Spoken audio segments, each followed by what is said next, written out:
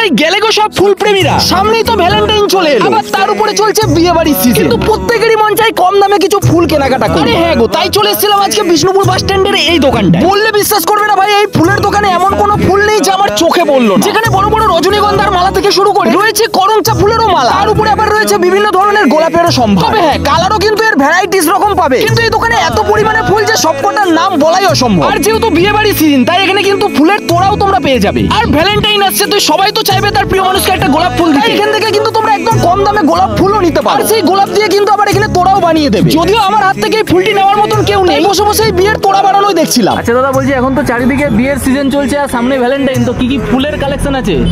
ফুলের কালার তো সব রকমই আছে, ব্যাঙ্গালোর গোলাপ থেকে শুরু করে ব্যাঙ্গালোর জিপসি, নর্মাল গোলাপ থেকে শুরু করে ভালো গোলাপ, লাল গোলাপ, মানে গোলাপের একদম বিভিন্ন রকম স্টক আছে, যেরকম কালারের বলবে কালারও সব পেয়ে যাবো।